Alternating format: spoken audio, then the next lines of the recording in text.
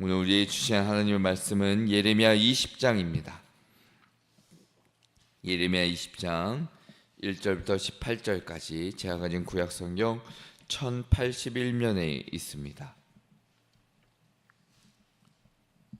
1절부터 18절까지를 저와 함께 교독하시겠습니다. 임멜의 아들 제사장 바술은 여호와의 성전의 총감독이라. 그가 예레미야의 이 일 예언함을 들은지라.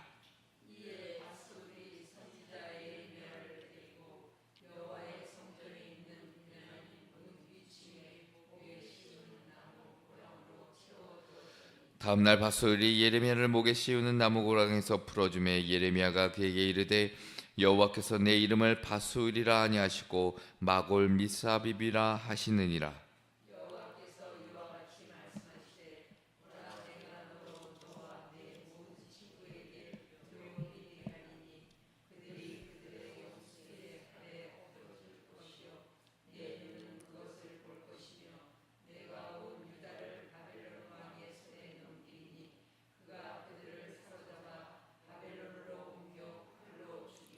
내가 또 이 성읍의 모든 부와 그 모든 소득과 그 모든 귀중품과 유다 왕들의 모든 보물을 그 원수의 손에 넘기리니 그들이 그것을 탈취하여 바벨론으로 가져가리라.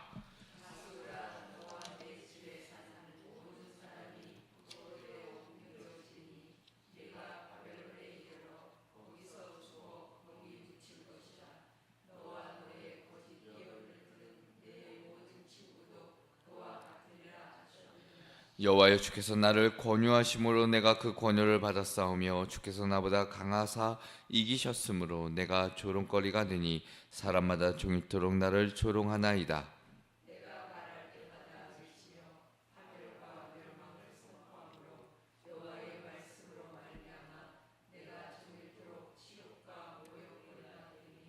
내가 다시는 여호와를 선포하지 아니하며 그의 이름으로 말하지 아니하리라 하면 나의 마음이 불붙는 것 같아서 골수에 사무치니 답답하여 견딜 수 없나이다.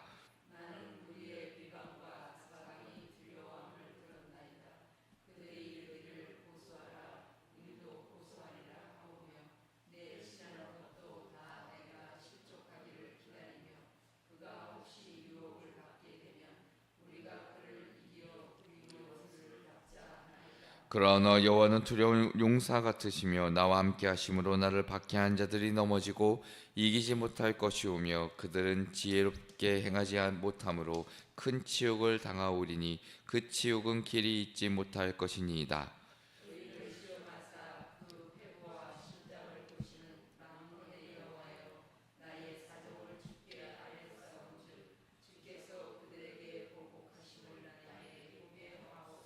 여호와께 노래하라. 너희는 여호와를 찬양하라. 가난한 자의 생명을 행악자의 손에서 구원하셨음이니라.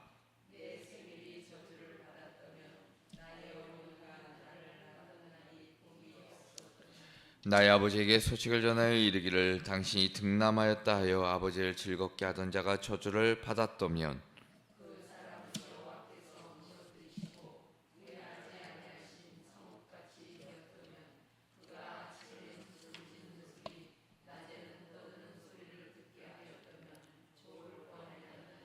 이는 그가 나를 태에서 죽이지 아니하셨으며 나의 어머니를 내 무덤이 되지 않게 하셨으며 그의 배가 부른 채로 항상 잊지 않게 하신 까닭이로다. 어찌하여 내가 태에서 나와서 고생과 슬픔을 보며 나의 날을 부끄러움으로 보내는고 하니라. 아멘. 할렐루야. 아멘. 오늘도 이 새벽에 주님께 나오신 우리 성도님들과 그리고 영상으로 함께 예배하시는 우리 성도님들에게 하나님의 크신 위로가 있기를 먼저 주님의 이름으로 축원합니다. 오늘 말씀의 제목은 부르심을 지키라입니다. 부르심을 지키라. 자, 예레미야 20장의 말씀을 보시면 예레미야 20장은 여호와김 왕 시대의 이 후반부에 기록된 내용입니다. 유다는 이미 우리가 잘 아는 대로 영적으로 도덕적으로 상당한 타락과 붕괴의 길을 걷고 있었고 제사는 끊이지 않고 성전은 여전히 웅장했지만 그들의 마음은 하나님을 떠난 채 형식만 남은 신앙에 빠져 있었습니다. 우리가 잘 안 대로 이때 하나님이 예레미야를 통해 거짓된 그들의 신앙을 징계하시고 심판하시며 경고하시죠. 하지만 진리를 외쳤던 그 예레미야의 목소리는 듣는 백성들로 하여금 큰 위협이 되었고, 결국 그는 하나님의 말씀 때문에 박해받는 자가 됩니다. 오늘 본문의 말씀의 시작은 성전 총감독이었던 바수훌이 예레미야를 때리고 목에 고랑을 씌우는 장면으로 시작됩니다. 1절부터 2절의 말씀이 그 내용에 기록되어 있습니다. 우리가 흔히 이 고랑이라는 것은 죄수를 조롱하거나 굴욕 주기 위해 사용된 도구입니다. 그러니까 오늘날로 치면 공개적인 어떤 구속 틀이나 수치의 족쇄에 해당합니다. 그러니까 예언자가 매맞고 신앙의 중심인 그 성전 문 위층에 묶여서 조롱당한다는 그 사실은 하나님의 백성들의 그 영적인 타락이 얼마나 심각한지를 보여주는 대목입니다. 예레미야는 단순히 육체적인 고통뿐만이 아니라 그 신앙적인 그 이 모순 앞에서 상당한 고통을 경험하게 됩니다. 하나님께 부름을 받았지만 그 부르심이 이제는 큰 고통의 원인이 되었기 때문입니다. 예레미야 20장은 예언자의 생애 중에서도 가장 솔직하고 가장 인간적인 장면이 오늘 말씀 가운데 담겨져 있습니다. 이 예레미야의 이 고난, 이 고통, 이 아픔은 단순히 한 사람의 개인의 고난의 이야기가 아닐 것입니다. 모든 시대를 살아가는 사명자들, 특별히 믿음을 가진 자들이 겪는 어떻게 보면 고통과 내면의 갈등과 싸움을 보여주는 대목일 것입니다. 하나님의 일을 하면서 믿음을 지켜나가면서도 왜 하나님께 버림받은 것 같은 그런 느낌, 그런 경험을 할 때가 분명히 있을 것입니다. 사명을 감당하면서도 왜 세상이 아닌 신앙 공동체로부터 때로는 누군가로부터 상처받고 아픔을 당하는지 우리는 스스로 질문할 때가 있을 것입니다.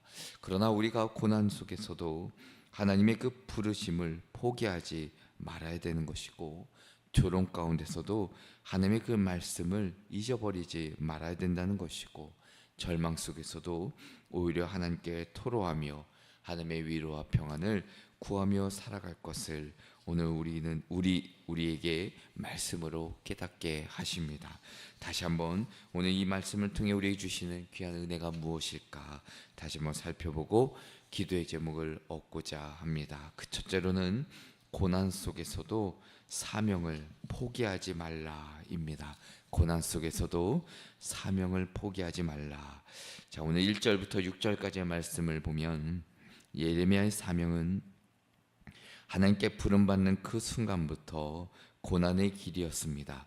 백성을 향한 심판의 메시지를 외치라 부름을 받았지만 백성들은 그를 늘 불길한 말을 하는 사람, 징계와 심판의 말을 하는 사람이라고 비난합니다.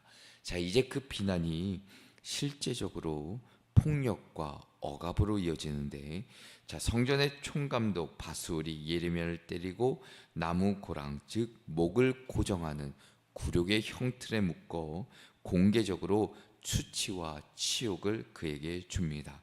이 장면은 상당히 상징적으로 우리가 또한 볼 수 있는데, 자, 진리를 외친 선지자가 하나님의 그 집, 그 문 앞에 묶여 있다는 그 사실은 이스라엘의 종교, 그들의 신앙이 얼마나 타락했는지를 드러내고, 하나님의 종이 조롱을 받고 하나님의 말씀이 멸시당하며 하나님의 성전이 불의의 상징이 되어버린 것, 이것을 오늘 1절과 2절 말씀을 통해 우리는 엿볼 수 있습니다.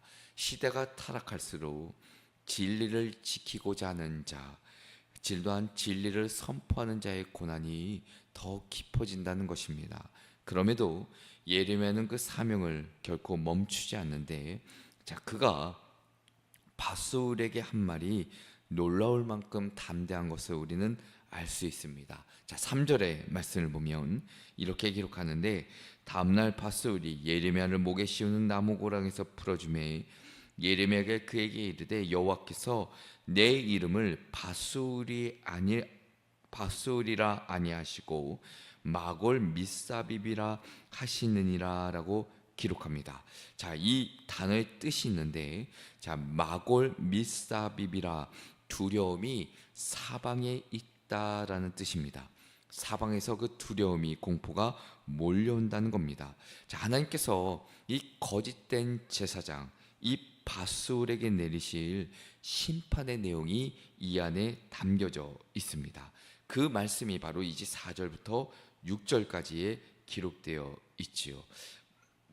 4절에 보면 여호와께서 이와 같이 말씀하시되 보라 내가 너와 내 모든 친구에게 두려움이 되게 하리니 그들이 그들의 원수들의 칼에 엎드려질 것이요 내 눈은 그것을 볼 것이며 내가 온 유다를 바벨론 왕의 손에 넘기리니 그가 그들을 사로잡아 바벨론 옮겨 칼로 죽이리라 라고 기록되어 있고, 5절에도 보면 내가 또 그 이 성읍의 모든 부와 그 모든 소득과 그 모든 귀중품과 그 유다 왕들의 모든 보물을 그 원수의 손에 넘기리니 그들이 그것을 탈취하여 바벨론으로 가져가리라라고 기록되어 있습니다. 바벨론으로부터의 그 심판과 멸망을 상징하는 말씀이 기록되어 있습니다. 자, 예레미야가 자신을 때린 억압하고 그리고 굴욕을 주었던 사람 앞에서도 하나님의 말씀을 타협하지 않고 그대로 전합니다. 예레미야의 열정은 사람의 인정이나 결과에서 비롯된 것이 아니라 그의 사명, 그의 열정은 하나님의 부르심으로 말미암아 그것이 시작되었기 때문이죠. 세상의 비난보다 하나님의 그 눈길, 하나님의 그 말씀이 더 두렵고 더 떨렸던 겁니다. 인간의 칭찬보다 하나님의 진리를 더 소중히 여겼던 예레미야의 모습을 우리는 발견할 수 있습니다. 자, 오늘 우리도 신앙의 자리에서, 삶의 자리에서 늘 언제나 하나님의 사명, 그 부르심을 받아 살아가고 있습니다. 말씀이 왜곡되고 세상의 진리를 조롱하는 시대일수록 그리스도인들은 이 예레미야가 가진 이 모습, 그 신앙의 모습을 우리는 분명히 가져야 된다는 것이죠. 우리가 목회자로, 우리가 또한 부름받은 자로, 우리가 또한 직분을 가진 자로, 또한 부모로서, 또한 성도로서, 그리스도인으로서 어떤 상황에서도 하나님이 맡기신 그 사명을 우리가 잃지 않고 살아가야 된다는 겁니다. 사람들이 조롱해도 때론 내가 가는 그 길이 막혀도 그 사명은 하나님께서 우리에게 주신 사명이기에 우리가 잠시 흔들릴 수는 있어도 하나님의 손이 우리를 결코 놓지 않으시기에 우리에게 주신 그 사명을 포기하지 않고 끝까지 붙잡고 살아갈 때 결국 그 사명 가운데 하나님의 놀라운 역사가 이루어진다는 사실을 잊지 마시고, 오늘도 내게 주신 그 삶의 자리에서 주신 사명의 길, 그 맡겨진 길을 끝까지 걸어가시는 저와 여러분 되시기를 주님의 이름으로 축원합니다. 두 번째는 낙심 속에서도 하나님의 말씀을 붙들라입니다. 낙심 속에서도 하나님의 말씀을 붙들라. 자, 예레미야의 고백을 보면 선지자 개인의 탄식이자 소명을 감당하는 모든 그리스도인들, 신앙인의 내면에서 울려나오는 고백이기도 합니다. 7절에 보면 예레미야가 이렇게 고백하는데 여호와여 주께서 나를 권유하심으로 내가 그 권유를 받았사오며 라고 고백합니다. 이 권유라는 단어가 설득하고 때로는 조금 부정적으로 보면 유혹하고 속이다는 의미를 가지고 있습니다. 그러니까 마치 하나님께 속은 듯한 심정을 토로하는 표현입니다. 그러니까 예레미야는 하나님의 부르심이 처음에는 어마무시한 영광처럼 보였는데 현실은 고난과 조롱으로 가득 찼다는 것을 고백하는 말이지요. 그러나 하나님의 말씀을 선포할 때마다 8절에 보니까 파멸과 멸망을 외칠 수밖에 없었고 그 결과 백성들에게 모욕과 조롱을 당할 수밖에 없었습니다. 자, 그러나 놀라운 것은 그렇게 절망과 때로는 분노도 토로했던 그가 9절에 이렇게 고백합니다. 다시는 여호와를 선포하지 아니하며 않겠다 라고 결심하지만 그의 내면 깊은 곳에서는 하나님의 말씀이 다시 한번 불같이 타오르기 시작했다는 점입니다. 자, 9절의 하반절에 보니까 이렇게 고백하지요. 그의 이름을 내가 다시는 여호와를 선포하지 아니하며 그의 이름을 말하지 아니하리라 하면 나의 마음이 불붙는 것 같아서 골수에 사무치니 답답하여 견딜 수 없나이다 라고 기록하고 있습니다. 단순한 비유를 넘어 이 불이 내 뼛속에서 불타오른다는 뜻입니다. 그러니까 하나님의 부르심, 그 선지자의 사명, 그 말씀의 불이 압도하는 장면이 바로 이 9절에 기록되어 있습니다. 그러니까 그에게 하나님의 말씀은 고통이자 때로는 그가 살아갈 이유이자 생명이기도 한 것이죠. 자, 10절의 말씀을 보면 예레미야는 자신을 둘러싼 사람들의 비방과 배신을 듣게 됩니다. 그러니까 오늘 10절의 말씀처럼 나는 무리의 비방과 사방이 두려움을 들었나이다. 그들이 이르기를 고소하라 우리도 고소하리라 하오며 내 친한 벗도 다 내가 실족하기를 기다리며 그가 혹시 유혹을 받게 되면 우리가 그를 이겨 우리 원수를 갚자 하나이다. 예레미야의 환경, 그가 둘러싸인 상황 전체가 두려움으로 둘러싸인 상태임을 묘사하는 말씀입니다. 자, 그런데 11절에서 그는 그의 방향을 바꾸는데, 자, 11절에 보니까 그러하오나 여호와는 두려운 용사 같으시며 나와 함께 하심으로 나를 박해하는 자들이 넘어지고 이기지 못할 것이오며 그들은 지혜롭게 행하지 못함으로 큰 치욕을 당하오리니 그 치욕은 길이 있지 못할 것이니라. 그의 낙심 끝에 예레미야는 자신을 둘러싼 사방의 두려움 대신 자신과 함께 하시는 두려운 그 용사 하나님을 바라보게 됩니다. 이 차이가 바로 신앙의 회복이라 할 수 있겠죠. 그래서 12절에 다시 그가 기도하기를 의인을 시험하사 폐부와 심장을 보시는 만군의 여호와여 나의 사정을 주께 아뢰었사온즉 주께서 그들에게 보복하심을 나에게 보게 하옵소서라고 기록합니다. 단순한 보복을 하나님께 요청하는 것이 아니라 하나님의 공의, 정의를 믿고 맡기는 신앙의 표현이 이 12절에 담겨져 있습니다. 그리고 마침내 13절에 그는 찬양으로 나아가죠. 여호와께 노래하라 너는 여호와를 찬양하라 라고 기록합니다. 자, 하나님의 종, 하나님을 믿는 그리스도인들이 낙심할 수 있습니다. 눈물로 밤새 밤을 지새울 수도 있습니다. 그러나 그 속에서도 하나님의 말씀을 내가 잊지 않고 그 하나님의 말씀에 대한 신뢰가 우리가 사라지지만 않는다면 우리는 다시금 일어설 수 있습니다. 하나님이 그 말씀을 통해 우리를 위로해 주실 것이고 또한 그 말씀을 통해 우리에게 그 약속하신 바를 이루어 나가실 것이고 다시 한번 그 말씀을 붙들 때 우리에게 다시 일어설 수 있는 힘과 용기를 주실 것이기에 그 말씀을 오늘도 다시 한번 붙드시는 저와 여러분 되시기를 주님의 이름으로 축원합니다. 끝으로는 눈물 속에서도 하나님께 맡기라입니다. 눈물 속에서도 하나님께 맡기라. 하나님의 말씀으로 다시 일어난 예레미야였지만 그의 마음속 고통이 완전히 사라진 것은 결코 아니었습니다. 자, 그가 곧바로 또 한 번 깊은 절망의 시면 가운데 이렇게 고백하는데 14절에 보니까 내 생일이 저주를 받았다면 나의 어머니가 나를 낳던 날이 복이 없었다면이라고 기록합니다. 자, 이 고백은 우리가 욥기 3장의 욥의 탄식과 매우 흡사하지요. 그러니까 예레미야는 자신의 존재 자체를 어떻게 보면 저주할 만큼 절망의 끝자락에 서 있습니다. 그는 자신이 세상에 태어나지 않았다면 이 모든 고난을 겪지 않았을 것이라 한탄한 겁니다. 자, 그런데 이 탄식은 단순한 원망이 아니라는 것을 우리는 보아야 합니다. 우리가 이런 절규는 하나님께 대한 신앙의 역설적인 표현이기도 합니다. 하나님을 버릴 수 없기에 하나님 앞에서만 울 수밖에 없는 사람이기에 믿음을 잃었기 때문이 아니라 하나님을 너무나도 신뢰했기 때문에 이토록 정직하게 진실되게 하나님 앞에 토로하며 아파하고 있는 것을 우리는 보아야 합니다.